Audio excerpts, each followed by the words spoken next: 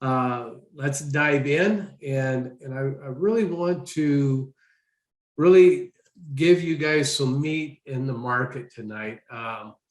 Not talk so much about nSights yet because they're still doing things. And so I want to update more in nSights towards probably the middle of the week. But I really want to give some insights into where I think the market is and where we are kind of in between some areas that I think are critical for the market to make a clear decision on what it wants to do. And you'll understand why as I go through this process tonight. And so again, it's going to be kind of meaty. If you're new to trading and stuff, primarily listen to my words more than maybe try to understand what you're seeing, because I think the words that I'm going to say tonight will be very clear in trying to grasp where Bitcoin is right now, this current up move in Bitcoin and BNB. And obviously we're seeing the same up move in nSights and True Badger and all our tokens because the market's getting pressure. Well, what does that mean? And I mean, there's a lot of fundamentals that we could talk about as the week goes on that I think are driving some of this. But I'm always really intrigued by how fundamentals line up with technicals. And when I mean technicals, how they line up with the market cycles themselves. Maybe it's the cycles that everything's on. A lot of people believe in cycles and cycles in the markets and stuff. But there are definite indicators in the market when values are perceived as undervalued or overvalued. And I think those are probably two basic but very fundamental truths in trying to know where we are and what the opportunity that we're looking at, what is that opportunity before us? Are we late to the game, early to the game, in the middle of the game? And what are our risks in relationship to that game? What most people do, in especially the Bitcoin, and you guys are going to see this, they're all late to the game. Excitement builds, and then all of these newbies, jump in, and they're always late to the game. And those are the ones that drive it up and then kind of get stuck at the top and then really don't know what to do. Even if we got stuck at the top, you guys, through cost averaging and everything we're teaching, would know what to do, right? But let's take a peek really behind the curtain tonight and stuff that most people don't ever see, don't even know to look at, and try to just take a quick snapshot. And again, it's going to be a short night. I'm going to give you this meat, and then maybe we'll take bite sizes out of it over the next few days or the next week or so, and kind of see what it all means. Okay. All right. So we have this move up, and obviously when we look at B and B here, it's so beautiful. It's following our lines. It's playing like it's supposed to. It comes up, hits our barrier, comes into this range barrier that I put. It's right in the middle of that, coming back, hitting our line. So, rode this line, broke it. So, it's playing on the barriers correctly. But what does that mean? Okay, so I'm going to look at three different views of the market. I'm going to look at Bitcoin's total addresses. I'm going to look at Bitcoin's new addresses.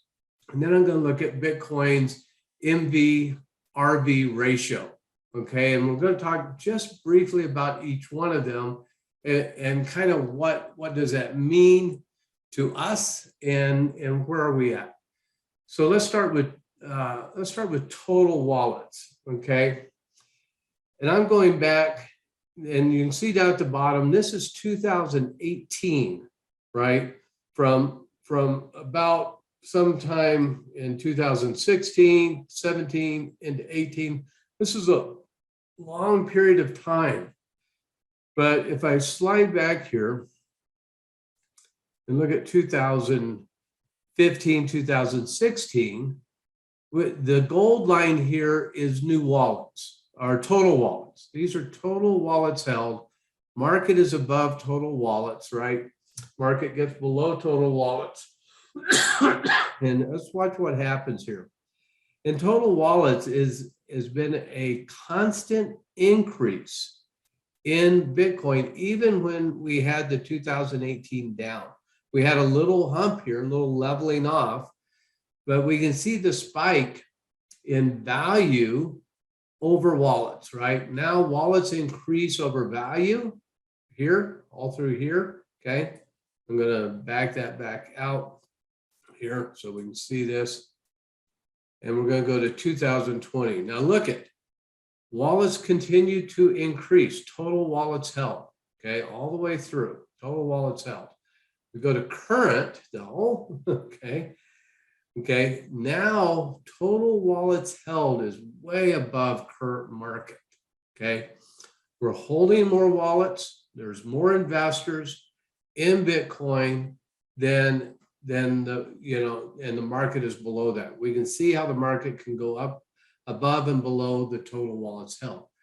The thing I find most interesting though is that it's a growing number of people holding Bitcoin, but at different times, the new wallet addresses tell us I think a fairly significant story here. So we're looking at total wallets, which include old and new. When we look at just new wallets, okay, I'm going to go back here to 2018 timeframe. Let's go back a little earlier, okay. So this is going into the high of 2018. And we can see when the market is fairly flat, we get a spike in new wallets, we get this increased spike in new wallets. The spike in new wallets is going up faster than the market. And we get this down here, okay? And we can see the down coming in right here before the market actually takes a small correction, okay? The gold line is the number of new addresses. Okay, we get this low, we get this spike, okay, another low, start up again, we get these spikes. So now we get this all-time high, and then we get drop off, right? The drop off for me here for 2018 is very, very interesting because I get this major drop off fear, right? Fear is now coming in. And we can see that in new wallets, new addresses, new holders, new traders, new investors coming in really dropped off, okay? The market hadn't dropped off as much time we hit this time frame in February, right? In fact, the market's correcting a little bit, but the total wallets has really, really changed. And let's watch what happens here as we go forward, right? So here's that drop, and look at the market keep going down. Now there are new wallets coming in, but we are so far below what had already happened that the market keeps eroding away until we start. Now look at, we get above, look at I'm looking at these two peaks right here, here and here. We get above that right over here, and look at the market start taking back off again. People are getting confident. We get this up here. Here's a low. We actually get more wallets above there, and we're still flat in the market. And the key here is wallets are leading, to me, in a lot of cases, when we see the influx of new wallets come in, they're leading the market. Because it's bringing in new money, it's bringing in new people, and we're seeing the volume increase as a potential holders, right? Potential people coming in to buy and hold Bitcoin and drive that market up. Okay, so what's happening today? Let's slide over. Okay, we see that we had this major drop off again. Okay. Something so interesting here. And I'm going to look at it in the MVRV also. But what's so interesting here to me, we had this drop off, and I'll increase this just a little bit, right? So we can put it in perspective. Here's this drop off, and here's this drop off. We didn't see the market fall the same way. Okay. So we had a drop off in new wallets, but the holders held. Why did they hold? Why did they hold through this time when new wallets wasn't coming in? Now we do have new wallets starting to come in. We have new little peaks coming up. If we can get back above this peak here in new wallets on the gold line, get back above here and have an increase in new wallets, we could see a real surge. We could see a real movement in Bitcoin. Until we do that, I think we're kind of in that limbo where the market is trying to get traction. And there could be some fundamental news like oil and things like that that could lead to people getting fearful of interest rates going up and inflation really going out of control, things happening that might push them to Bitcoin as an alternative investment. Okay, we'll see. We can really track new wallets and understand when that happens, right? Because it's right there.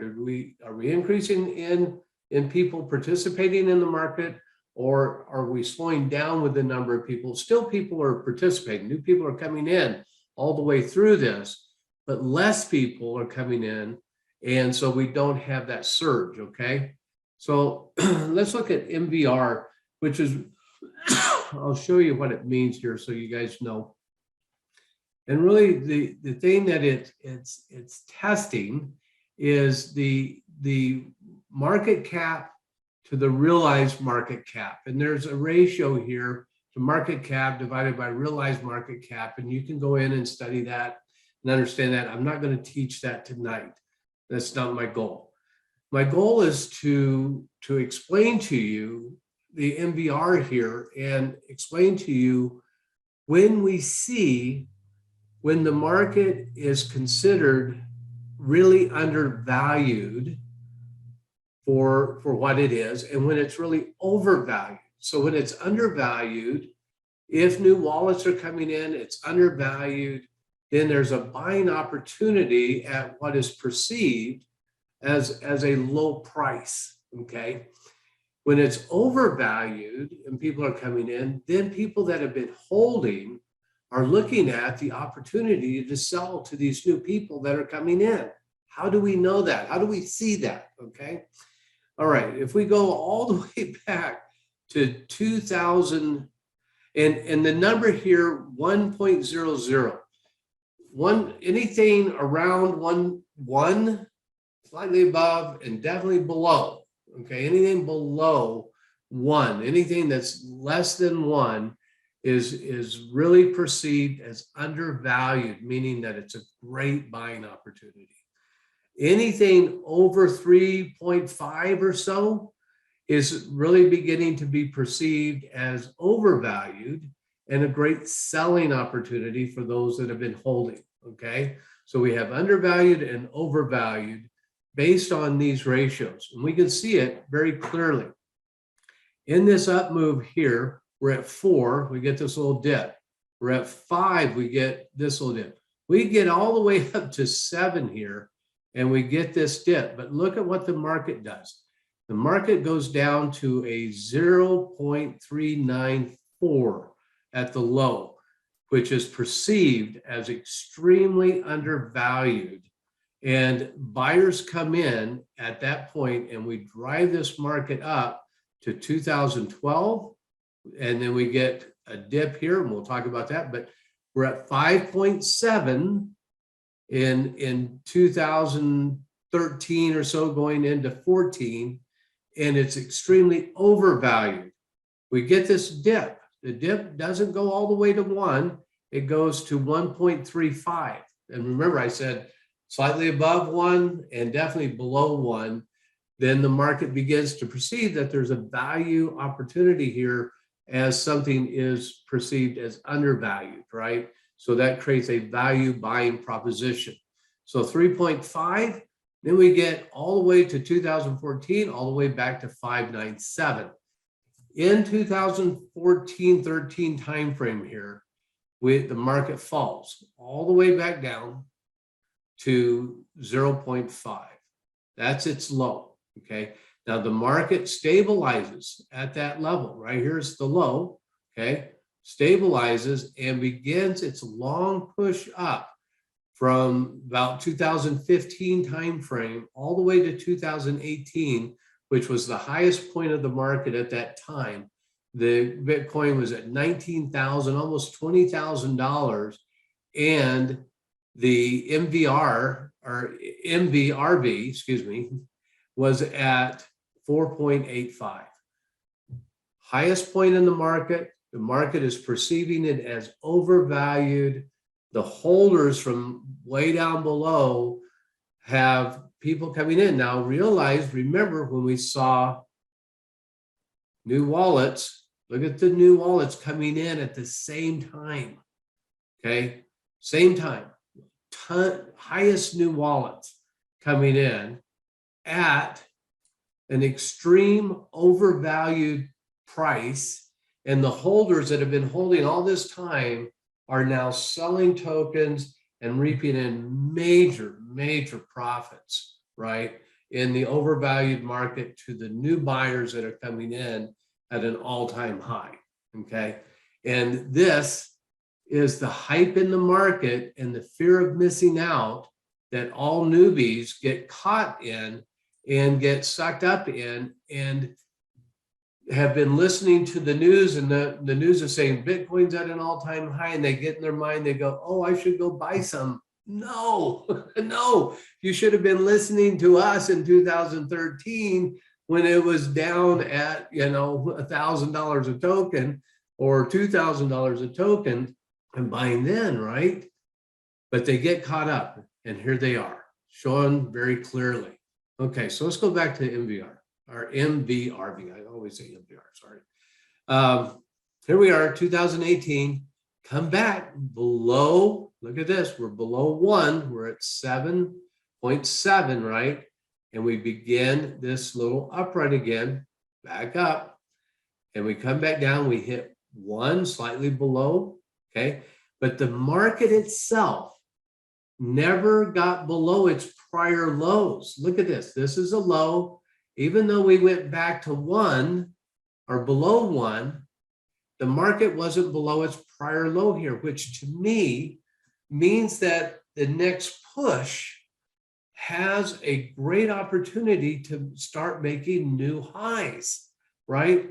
So if the value proposition drops below 1, if we can get it, if it gets down or around that 1, right, or close to that 1, and the market hasn't come down much, it means to me that the next potential move has an extreme upside potential, okay?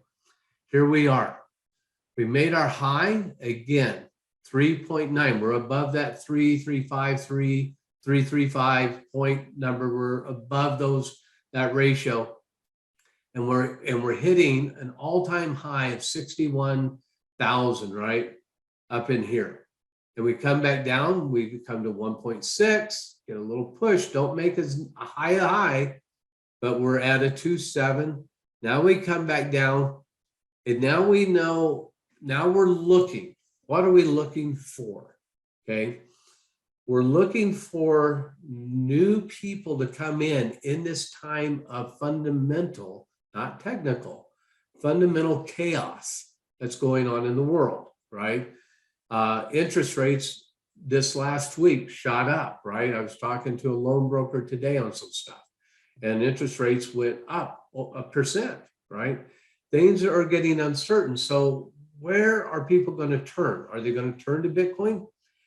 Maybe. We need to watch for that. We need to watch for those new wallets to come in. If they do, and we start seeing this go up, which it is right here. We're at 1 point, we were down to a low of 1.46. We're at, if I can get this out of the way, we're at almost 2, okay? If we can get a push from here, which we didn't come down at all. You look at this down move here, this down move here, huge percentages. Even this down move was bigger. You look at our recent down move was almost nothing compared to historical down moves, okay? And if we hold at this level, I would have liked to see it got closer to 1 so that the value proposition that people would have perceived was really, really a great value. But we might not get there because, again, of fundamental things that are going on around the world. But we did come low enough to begin to capture some people's attention, you know, in the low ones, okay? We're below, we got down as low as 1.46. If this holds, we start getting our high above here, we get our new wallet holders making a new high. This could be the setup, not the guarantee yet. No guarantee here, folks. But this could begin to be the setup for that push to $100,000, $150,000 or $200,000 of Bitcoin. I don't see all the things I want to see yet. I don't see the new wallet holders coming in super strong. I just see the beginning of it, okay? And we need to watch it.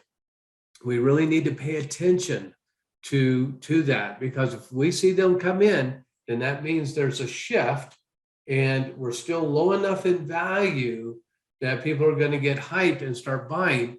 And we will always have these people. We will always have the people that are late to the game, that when we're at 100, 150,000, that are still jumping in because the news is talking about Bitcoin, right? That will drive nSights through the roof. That will drive True Badger through the roof. It'll drive SafuFi through the roof, which are all still extremely low prices. When we look at their, if we had their MVRV, right, they would be probably below 1. They would be one of those that would be a great value proposition, right? Because they're going to be influenced by this market. They're going to be influenced by this move if it sets up. We're just beginning to see the glimpse of this market setting up and potentially driving this market to the moon, right? There's things I want to see first before I get super excited. But I wanted to share with you guys tonight that I think we're beginning to see glimpses of it potentially happening. We've got to keep looking, but there's, I think there's a lot of excitement on our future if this can set up and it can take its move, right? We're such in the right place because we're high in the market, and the MVRVs came down low enough and the market held high. That means that next push could be a significant push. So that's what I wanted to share with you guys tonight. I wanted to give you a little meat to kind of dig into and try to, you know, see the cycles of the markets and understand the potential that you really have here. Where are you really, and what is really potentially going on? We need to track it, but those images or those indicators are beginning to line up. So as they say, the stars are beginning to line up, and let's see if they do. See if they all get in line and take that push. And I tell you what, if they do, we're all going to be very happy.